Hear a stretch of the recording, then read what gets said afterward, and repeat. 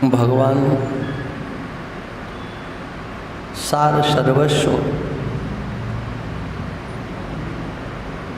एक साधक के लिए बता रहे हैं। भगवत पाद शंकराचार्य भगवान कहते हैं, यह जो श्लोक है यह व्यवहार में साधक को उतारने के लिए है, उन साधकों को अपने जीवन में उतारने के लिए है जो जन्म मृत्यु के प्रवाह से छूटना चाहते हैं, जो ऐसी भावना रखे हुए हैं मुझे भगवान मिल जाए, भगवत प्राप्ति की इच्छा वाले, जन्म मृत्यु के प्रवाह से छूटने वाले, क्या करें जिससे कि ये दोनों कार्य सिद्ध हो जाए, जन्म मृत्यु के प्रवाह से भी छूटें और भगवान मिल जाए, भगवान की प्राप्ति हो जाए। तो पहला कार्य है हमें भगवान का भक्त होना, हम भगवान के भक्त हों, हम भगवान के सेवक बने। भक्त का अर्थ है हम भगवान की सेवा करने वाले हों। भज सेवायाम धातु है, उसी से भक्त शब्द बनता है, उसी से भक्ति शब्द बनता है, उसी से भजन शब्द बनता है। भजति, तो भजति का अर्थ भजन करना नहीं होता है, भजति माने सेवा करता है। सेवा करो, भज सके, हे मित्र तुम सेवा करो, हे पुत्र पुत्र तुम भज, हे पुत्र तुम सेवा करो। सेवा करने का नाम भजन होता है। और सेवा किसकी करें और कैसे करें? सेवा में प्रेम की प्रधानता हो, भक्त में प्रेम की प्रधानता हो। कार्य तो करता हुआ कोई भी व्यक्ति आपको दिखाई देता है, लेकिन उसका वह कार्य भगवान से संबंध रख रहा है कि नहीं। हमारे पुराणों में तो कहा गया है कि कोई कर्म करता है, उस कर्म से मिलता क्या है। कर्म छोटा हो या बड़ा हो इसकी कीमत नहीं है, उस कर्म का लक्ष्य क्या है। देवहूति ने तो यहाँ तक कह दिया कि कोई व्यक्ति कर्म करता है तो उस कर्म से 3 वस्तुएं निकलना चाहिए, 3 चीज़ें, और 3 में से कुछ भी नहीं मिल रहा है तो उसने कुछ किया नहीं है। धौकनी भी कर्म करती हुई, उससे भी सांसें चलती हैं तो उससे भी काम होता है, लेकिन उसने क्या किया। देवहूति कहती है, नेह यत कर्म धर्माय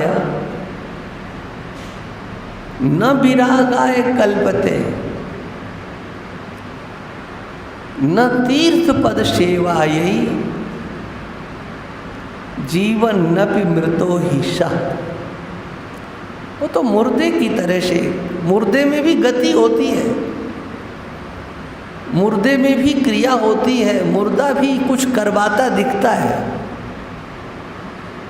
एक पुस्तक है बहुत अच्छी, लघु वासुदेव मननम, वेदांत के प्रारंभिक स्थिति को समझने के लिए वो ग्रंथ है। जैसे विचार चंद्रोदय है, वेदांत सार है, ऐसे ही लघु वासुदेव मन्नम एक ग्रंथ है।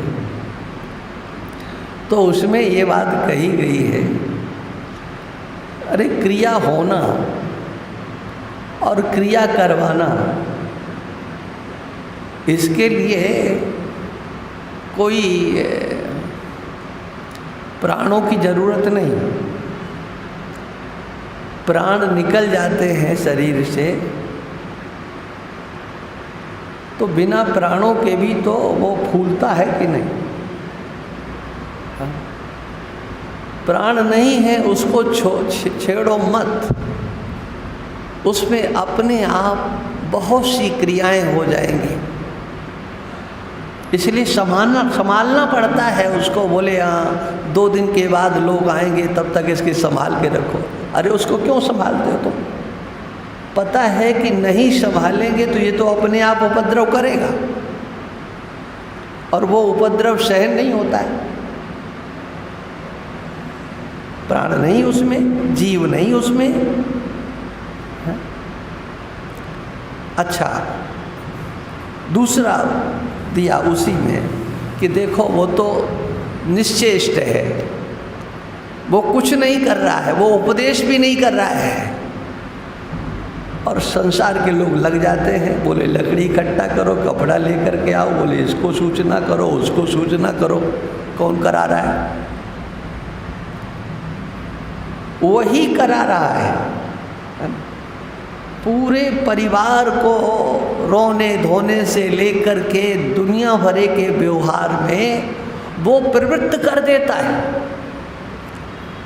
और कुछ नहीं करता है। तो कुछ नहीं करना और फिर करवाना, ये तो मुर्दे में भी है।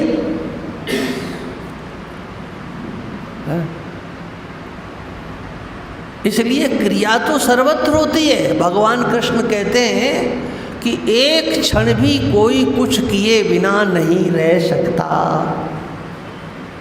नहीं कश्चित् क्षणमपि जातु तिष्ठत्य कर्मकृत्, अकर्मकृत न तिष्ठति। संभव ही नहीं है। एक क्षण भी कोई बिना किए नहीं रहता है। होता तो है, कर्म तो हो रहा है, और फिर उस कर्म में कहीं अहम का स्फुरण होने लगे तो फिर और कहानी बदल जाती है। कर्म हो और कर्म में स्फुरण हो, अपने अहम का मैंने किया है, मैंने ही किया है, अच्छा करूँगा, बहुत अच्छा करूँगा। तो जहाँ मैंने किया है, मैं कर रहा हूँ, अच्छा करूँगा, उस दृष्टि से देवहूति कहती है कि आपके अंदर कर्म करने का यदि संकल्प हो रहा है तो हे कर्ता महोदय, देखो तो सही आपको इस कर्म से क्या मिल रहा है। तुम्हारा कर्म तुम्हें धर्म दे रहा है कि नहीं?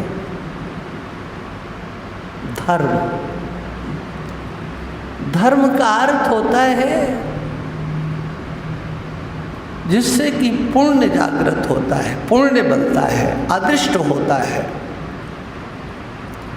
और जिसका परिणाम सुख रूप में आपके पास आता है।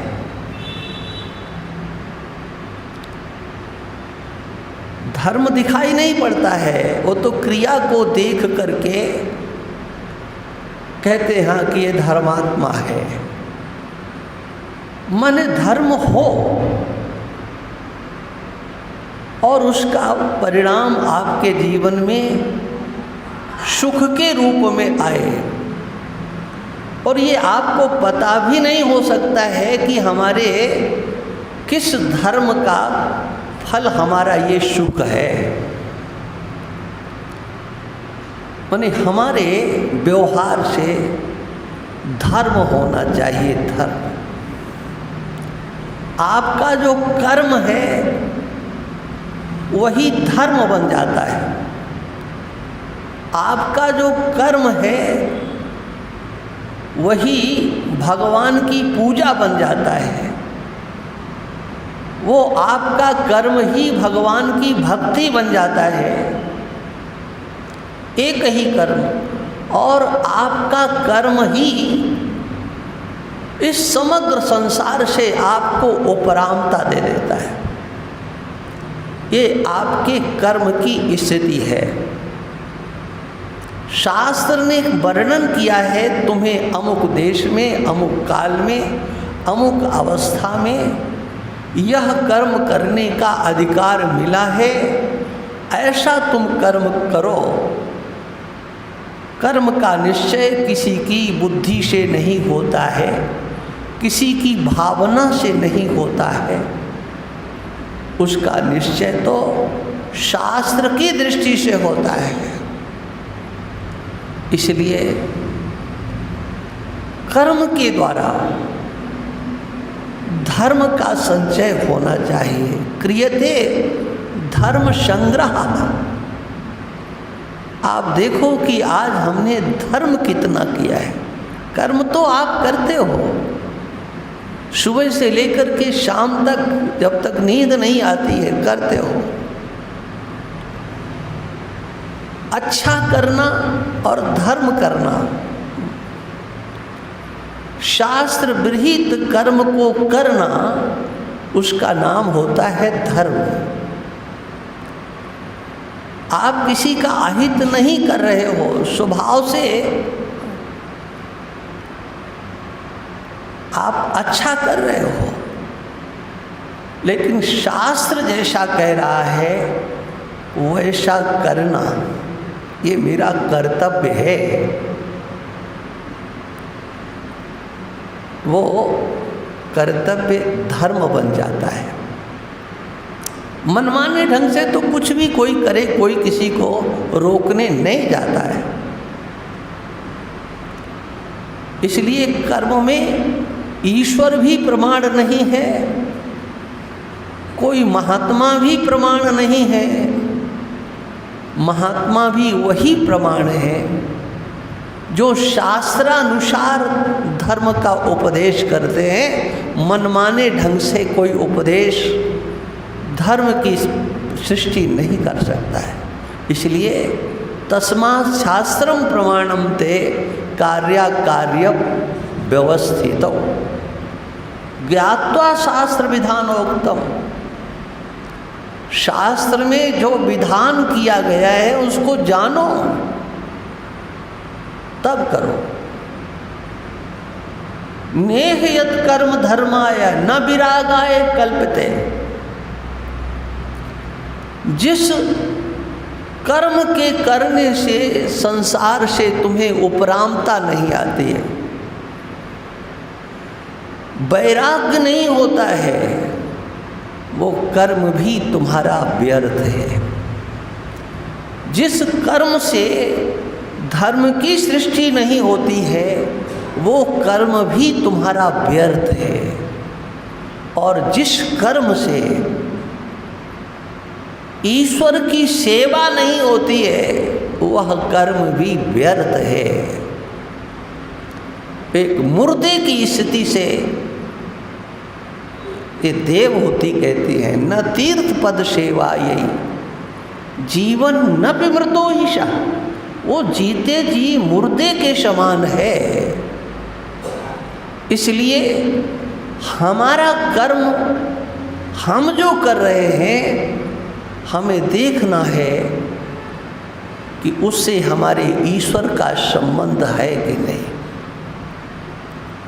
हम भगवान के भक्त हैं, हम भगवान के भक्त हैं, भगवान के हम प्रेमी हैं।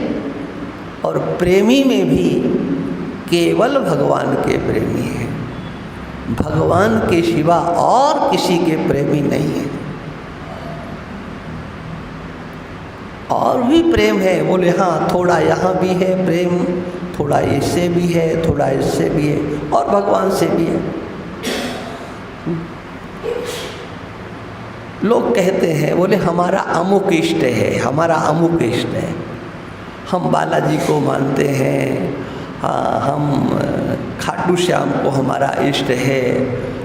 माने जाने किसको किसको अपने अपने ढंग से, हमारे तो सामरिया सेठ इष्ट हैं, कहते मात्र हैं, वाणी से बोलते हैं। उन विचारों को इष्ट शब्द का अर्थ ही पता नहीं है। क्या है इष्ट? कौन है तुम्हारा इष्ट? बोले हमारे तो हनुमान जी इष्ट हैं। अच्छा, तो इष्ट का अर्थ होता है प्रिय। भगवान कृष्ण अर्जुन से कहते हैं इष्टोषि में दृढ़मिति, तू मेरा इष्ट है,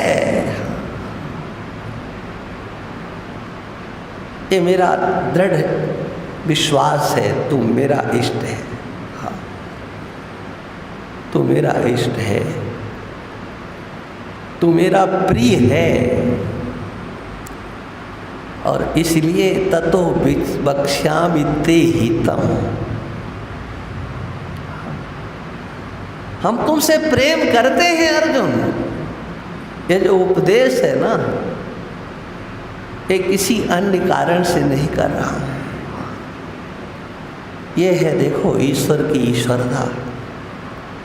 और एक बार नहीं, भगवान 2 बार कहते हैं, वक्ष्यामि हित काम्यया। ये मेरा जो उपदेश है अर्जुन, हाँ,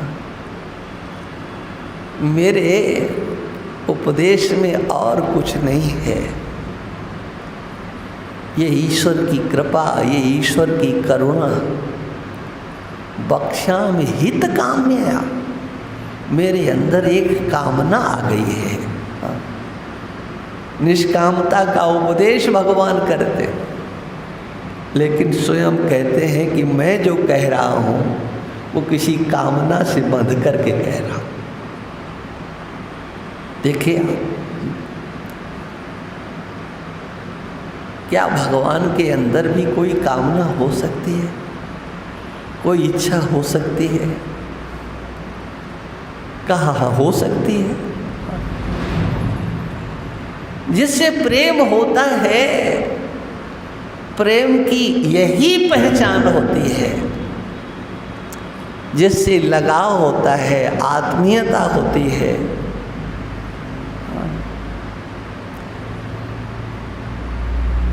यही पहचान होती है। बार बार शास्त्रों में एक बात कही गई है कि बिना पूछे कुछ बताना नहीं चाहिए, और जैसे पूछना चाहिए उस विधि से कोई नहीं पूछता है तो भी नहीं बताना चाहिए। बात को घुमा फिरा करके पूछता है, न चा अन्याय न पृष्ठता। अन्याय यही है कि न्याय की विधि से प्रश्न नहीं करता है, कहीं की बात घुमा फिरा करके ला करके और फिर पूछना, बोले उसे भी कुछ नहीं बताना चाहिए। जो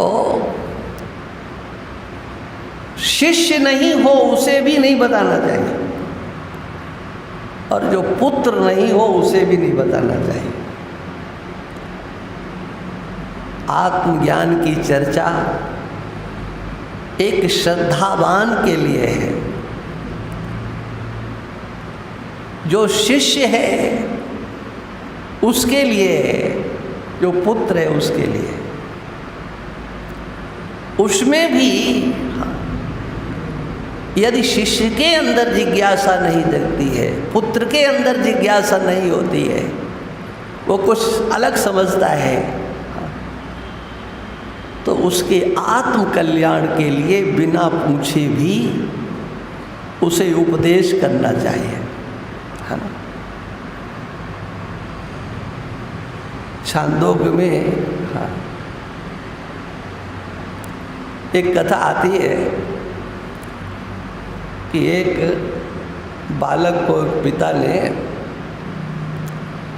भेज दिया, जाओ गुरुकुल में जाओ, पढ़ करके आओ। अब वो गया, 12 साल बाद गुरुकुल से लौट करके आया। बड़ा नशा पढ़ाई का। हाँ, मैं देखो पढ़ करके आया हूँ, हाँ, मैं जानता हूँ, मुझे इतना ज्ञान है। ऐसे आकर के खड़ा हो गया। बोले आ गए? बोले हाँ आ गए। पढ़ाए? बोले हाँ पढ़ाए। देखा कि इसके अंदर विद्या कम है, विद्या का अहंकार ज़्यादा है। तो कहा बेटा ये बताओ, तुम्हारे गुरुजी ने ऐसा उपदेश किया, ऐसी विद्या दी है क्या जिसको जानने के बाद फिर कुछ जानना शेष नहीं रहता है,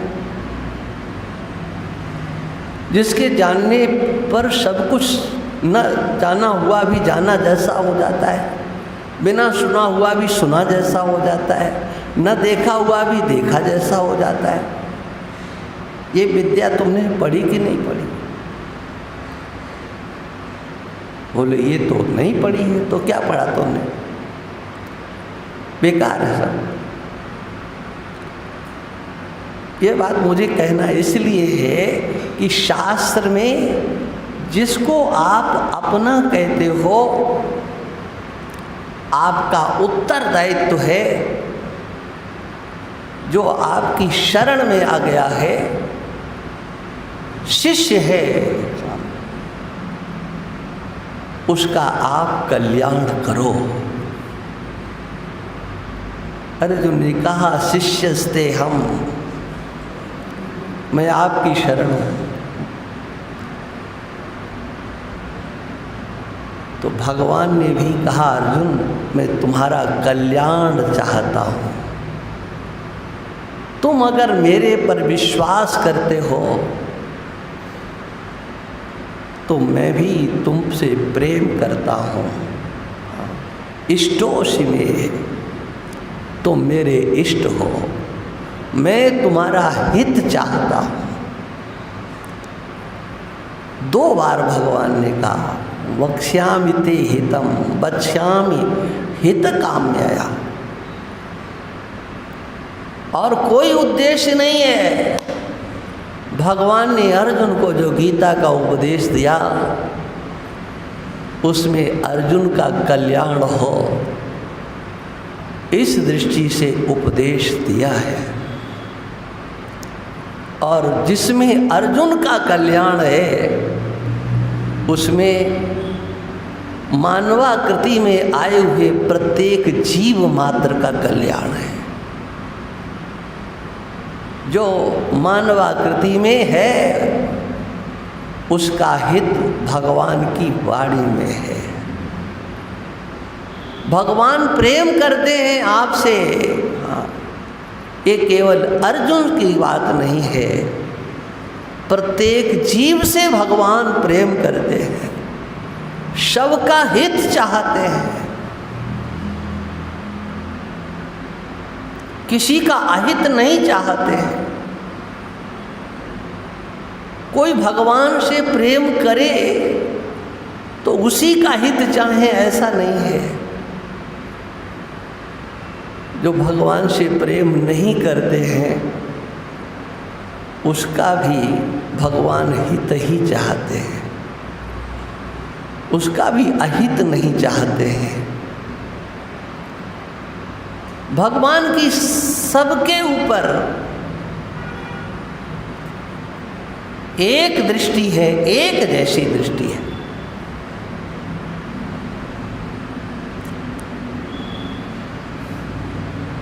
ग्यारहवें अध्याय को जरा ध्यान से पढ़ो। ऐसे नहीं होगा। 11वें अध्याय को ध्यान से देखो। एक बार पहली बार जब 18 दिन का सत्र वृंदावन में हुआ था, पहला 18 दिन का सत्र था, तो उसमें सरस्वती माता, तुलसी माई और शांति वगैरह ये काफ़ी लोग यहाँ से गए थे। 18 दिन का सत्र चला था वो। उसमें ढंग से रिकॉर्डिंग नहीं हो पाएगी, पहला कार्यक्रम था। उस समय मैंने 11वां अध्याय जब आया तो उसको थोड़ा बोला था। वो संस्कार है। दृष्टि ही नहीं जाती है उस 11वें अध्याय पर। भगवान ने अर्जुन को अपना विराट स्वरूप दिखाया। उस विराट स्वरूप में अर्जुन ने क्या देखा? अमी च त्वाम धृतराष्ट्रस्य पुत्राः सर्वे सहैवा वनपाल संगहि। ये क्या मैं देख रहा हूं?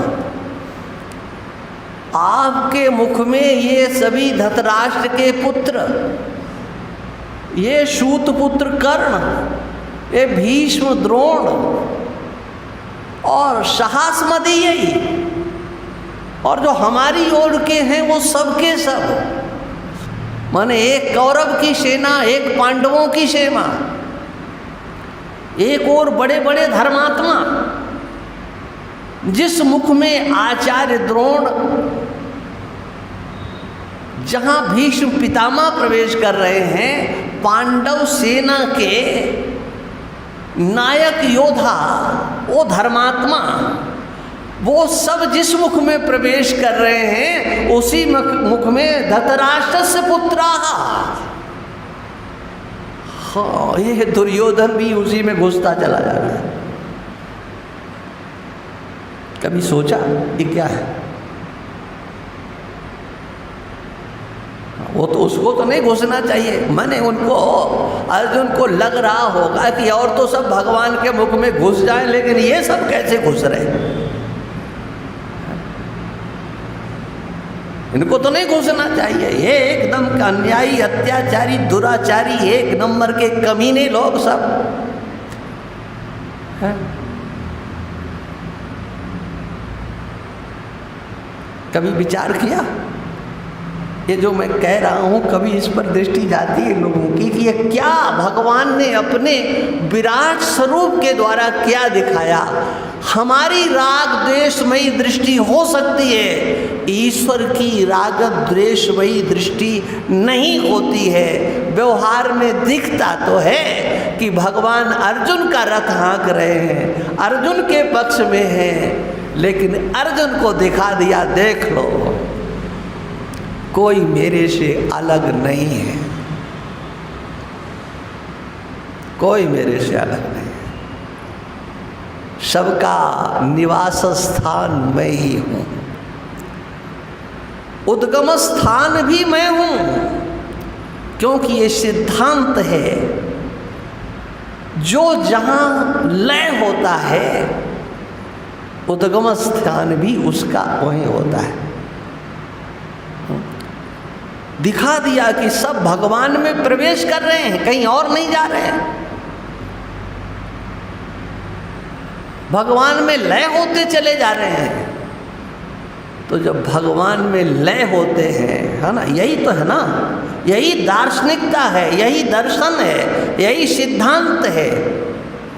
जो जिसमें लय होता है वह उसमें स्थित होता है, वही उसका उद्गम स्थान होता है। यही है ना, यही तो वेदांत का दर्शन है। और क्या है? लय स्थान जो होगा वह उद्गम स्थान होगा, और वो स्थित स्थान भी होगा। जैसे मिट्टी के घड़े को फोड़ दिया, कहाँ गया? बिल्कुल फोड़ दो। बोले हम इसका नामो निशान मिटा देंगे। क्या कर दिया आपने नामो निशान मिटा करके? बोले मिट्टी में मिला दिया। अरे क्या तुमने मिट्टी में मिलाया? जब घड़ा था तब वो क्या था? क्या वो तब मिट्टी नहीं था? मिट्टी से उत्पन्न हुआ था, मिट्टी में स्थित था, और तुमने मिट्टी में मिला दिया। अरे तुम मिट्टी में नहीं मिलाते तब भी वो मिट्टी में ही था। विराट स्वरूप के अंतर 11वें अध्याय में भगवान ने दिखाया, ये सब मेरे में ही जा रहे हैं। तुम्हारी दृष्टि अलग है अर्जुन, मेरी दृष्टि से देखो। भगवान सबसे प्रेम करते हैं, लेकिन भगवान के प्रेम करने से काम चलता नहीं है। सब मम प्रिय सब मम उपजाए। मानसकार लिखते हैं कि भगवान कहते हैं सब मम प्रिय। कौन ऐसा है जिससे कि मैं प्रेम नहीं करता हूं? मेरे सब प्रेमी हैं, मैं सबसे प्रेम करता हूं। ईश्वर किसी से द्वेष करता नहीं है। अवतार काल में, व्यवहार काल में ऐसा लगता है कि भगवान अमुक का पक्ष लेते हैं, अमुक का वध करते हैं, अमुक की रक्षा करते हैं, कुछ भी करते हैं, लेकिन भगवान प्रेम करते हैं, सबसे प्रेम करते हैं। लेकिन ईश्वर के प्रेम करने से कल्याण नहीं होगा, ये ध्यान रखना। ईश्वर का प्रेम हमें जन्म मृत्यु के प्रवाह से नहीं छुटाएगा। ईश्वर का प्रेम आपके कर्मों के साथ अन्याय नहीं होने देगा। आपके कर्मों का फल आपको मिलेगा। फल चौर्य हो नहीं सकता है। जितना अच्छा किया है उतना अच्छा, जितना बुरा किया उतना बुरा। ईश्वर को न किसी का अच्छा चाहिए, न किसी का बुरा चाहिए। अच्छा भी तुम्हारे पास, बुरा भी तुम्हारे पास। न दत्ते कस्यचित् पापम न चैव सुकृतम विभु। उस परमात्मा को आप कुछ भी दो, वो कुछ लेता ही नहीं है, उसे चाहिए ही नहीं। जो कुछ है सब कुछ तुम्हारे लिए है, मात्र तुम्हारे लिए है। इसलिए ईश्वर के तरफ से कोई कमी नहीं है, सब पर उसकी समान दृष्टि है, सब उसके प्रिय हैं। उसकी प्रियता से काम नहीं चलता है। जीव उससे प्रेम करता है कि नहीं करता है? प्रेम तो जीव को करना है, प्रेम तो हमें करना है। ईश्वर के हम सब इष्ट हैं, वो हमसे प्रेम करते हैं, लेकिन क्या ईश्वर हमारा इष्ट है? कहते हैं लोग हाँ कि अमुक इष्ट है, अमुक इष्ट है। एक बार एक सज्जन एक जगह पर हम ठहरे थे गंगा के किनारे, नाम तो क्या लेना, तो आए, बोले हमको आप हमारा मार्गदर्शन कीजिए, हम कैसे भजन करें, क्या करें, आप कोई हमें साधना बताओ।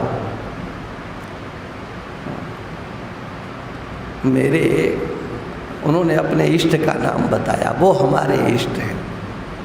मैंने उनसे कहा, ये बताओ तुम इष्ट शब्द का नाम जानते हो, अर्थ जानते हो? बोले इष्ट माने इष्ट होता है जिसकी हम पूजा करें, वो इष्ट होता है। मैंने कहा इष्ट का अर्थ होता है प्रिय, जिससे तुम प्रेम करो, जिससे तुम प्रेम करो वो तुम्हारा इष्ट होता है। तुम ये बताओ अपने इष्ट के लिए तुम कितना समय दे सकते हो? कितना समय दे सकते हो? बोले दे सकते हैं आधा पौन घंटा। मैंने कहा 24 घंटे में आधा पौन घंटा इष्ट के लिए, तो और समय है वो किसके लिए? जो इष्ट नहीं है उसके लिए है। जो इष्ट नहीं है उसके लिए तो 24 घंटे में 23 घंटे है, और जो इष्ट है उसके लिए आधा पौन घंटा। ये कहानी है, ये सच है। हम भगवान के नाम पर, अपने आप को प्रेमी के नाम पर हम धोखा देते हैं। जिससे आपका प्रेम है उसके लिए आप 24 घंटे, 300 दिन, पूरे वर्ष, पूरा जीवन लगा देते हो।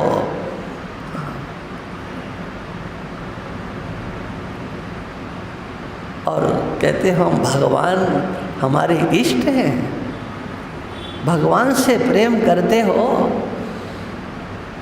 या भगवान के नाम पर पाखंड करते हो?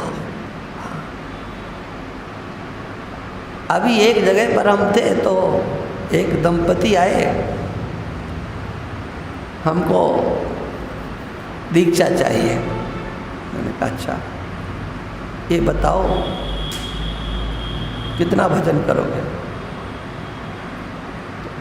अब किसी ने उनको कह दिया होगा कि दीक्षा ली जाती है। जब हमने कहा कि ये बताओ दीक्षा लेके भजन कितना करोगे?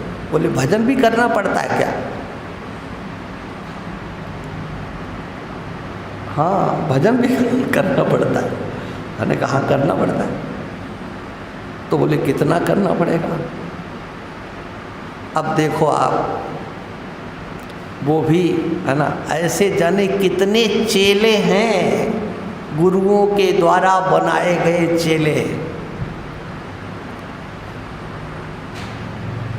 हमने कहा कि नियम से तुम्हें कम से कम 15 मिनट देना पड़ेगा। बोले कभी भी, मैंने कभी नहीं, एक समय निर्धारित करना पड़ेगा। बोले ये तो मेरे से नहीं हो सकता, हम बंध नहीं सकते। माने ईश्वर के नाम पर 15 मिनट भी वो बंध नहीं सकता। पत्नी से बंधा है, बच्चे से बंधा है, जीवन भर बंधा रहेगा, लेकिन ईश्वर के नाम पर बंध नहीं सकते। और बंधने की बात करो, महाराज हमको तो ऑफिस जाना पड़ता है, कभी कभी अचानक निकलना पड़ता है, कभी कभी हम फ्लाइट में होते हैं। माने इतने बहाने आपके सामने परोस देता है व्यक्ति, फिर हाथ जोड़ने के सिवा और कुछ रहता नहीं। उनके लिए आप क्या कहोगे? वो भी मंदिर में दिखाई पड़ते हैं, लाइन में लगे हुए, ये भगवान के प्रेमी हैं। वो भी धक्के खाते हैं, बोले हम अमुक जगह जा रहे हैं, अमुक जगह जा रहे हैं। अरे चले जाओ तुम्हें कुछ आता जाता नहीं है, तुम्हारा ईश्वर से प्रेम नहीं है, तुम भगवान के भक्त नहीं हो, तुम संसार के भक्त हो, धन दौलत के भक्त हो, संतान के भक्त हो, परिवार और प्रतिष्ठा के भक्त हो, मान और बड़ाई के भक्त हो, तुम ईश्वर के भक्त नहीं हो। तुम्हारा प्रेम तो कहीं और है, ये तो धोखा देते हो। अंतर का कालुष्य भगवत प्रेम हुए बिना छूटता नहीं है, ध्यान रखना। ये अंतर का मल, अंतर का संसार, अंतर की गंदगी, ज्ञान तुम्हारे समझ में आएगा नहीं, योग तुम कर नहीं सकते हो। पैसा तुम्हारे पास है, उसको तुम कहाँ कहाँ कैसे कैसे बहाओगे, उसको भी खर्च करना आता नहीं है, तुम प्रेम भी भगवान से नहीं कर सकते हो।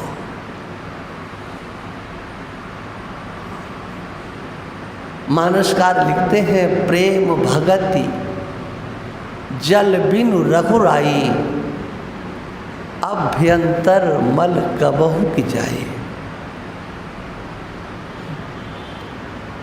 ये प्रेमा भक्ति के बिना अंतर का जो मल है ये कभी जा नहीं सकता है। सरल साधन है, उसमें कहीं भजन नहीं आता है, पूजन नहीं आता है, कोई प्रक्रिया नहीं, केवल प्रेम प्रेम प्रेम। मैं भगवान का प्रेमी हूँ, मेरे भगवान मेरे भगवान। ये अंतर केवल ईश्वर के प्रति प्रेम, केवल ईश्वर के प्रति भगवान का भक्त होना। यो मद भक्तः स मे प्रियः, जो मेरा भक्त है वह मुझे प्रिय है। यो मद भक्तः स मे प्रियः, कितनी बार भगवान ने कहा कि जो मेरा भक्त है वो मुझे प्रिय है, लेकिन उस भक्त का व्यवहार कैसा हो, वो कहाँ जा रहा है, क्या कर रहा है, इसकी चर्चा भगवान कम करते हैं। मयि अर्पित मनोबुद्धिर यो मद भक्तः स मे प्रियः। जिसने अपना मन अपनी बुद्धि मुझे समर्पित कर दी है, ये तो मैंने 2 श्लोकों का एक चरण बोला है। इसी श्लोक की व्याख्या है, इसका विस्तार है।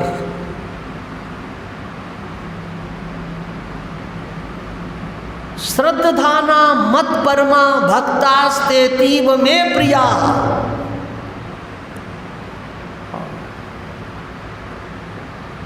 श्रद्धाना, श्रद्धा की बहुत बड़ी पूंजी जिसके पास में है,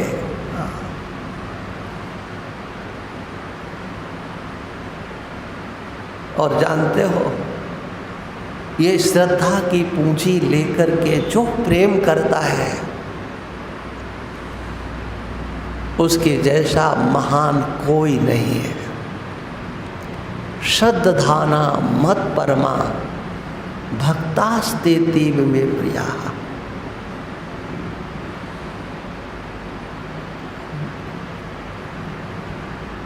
एक जान करके प्रेम करना, ज्ञान हो जाता है तब जो प्रेम होता है वो तो ठीक ही है, वहाँ श्रद्धा की जरूरत नहीं है। जब तक प्रत्यक्ष नहीं होता है, ईश्वर प्रत्यक्ष नहीं है, प्रत्यक्ष नहीं हुआ है उसे, न चर्म चक्षुओं का प्रत्यक्ष हुआ है, न अंतर चक्षुओं से प्रत्यक्ष हुआ है, लेकिन बिना देखे वो श्रद्धा की पूंजी लेकर के जो मुझसे प्रेम करता है वो मेरे को अति प्रिय है। कभी विचार किया? श्रद्धाना मत परमा। अरे भगवान के स्वरूप का ज्ञान हो गया, ज्ञान होने पर प्रेम करना ये कोई बहुत बड़ी बहादुरी नहीं है। यद्यपि मेहनत का काम है, ये भी बता दें, बहुत मेहनत का काम है ईश्वर को जानना, जान करके प्रेम करना। हाँ, उसमें तो परिपूर्णता है। ज्ञानी त्वात्मैव मे मृतम चतुर्विधा भजन्ते माम जनाः सुकृतिनोर्जुन आर्तो जिज्ञासुरर्थार्थी ज्ञानी च भरतर्षभ। तेषां ज्ञानी नित्ययुक्त, वो सर्वश्रेष्ठ है। वो अनन्य भक्ति के साथ मेरे साथ एकीभूत हो गया है। अब हमारे और उसके बीच में कोई दूरी नहीं है। लेकिन अभी प्रत्यगात्म रूप से जिसने परमात्मा का वर्णन नहीं किया है, लेकिन मुझे सर्वोपरि समझता है। ये भगवान के वाणी का 12वें अध्याय का अंतिम श्लोक। लोग तो हमारी बात से चिढ़ जाते हैं, करे ये तो कटाक्ष करते। मैं कटाक्ष नहीं करता हूँ, मैं सत्य बोलता हूँ। 12वें अध्याय को जितना लोगों ने सरल समझा है, सबसे कठिन अध्याय है साधना की दृष्टि से 12वां अध्याय। बच्चों को याद करा, अरे उनको याद कराओ, 16वां याद कराओ, 17वां अध्याय याद कराओ, जो उनके जीवन में उनकी आचार संहिता को परोस देगा सामने, और फिर आप आगे बढ़ो। श्रद्धा की पूंजी वाला भक्त मेरे को पसंद है। श्रद्धाना मत परमा भक्तास्ते तीव में प्रिया। वो प्रिय नहीं, अतीव प्रिय है, अतिशय प्रिय है। कौन? जिसके पास श्रद्धा की पूंजी है। ये जो श्रद्धा की पूंजी से ईश्वर से प्रेम किया जाता है ना, उसी के लिए भगवान कहते हैं मेरा जो भक्त है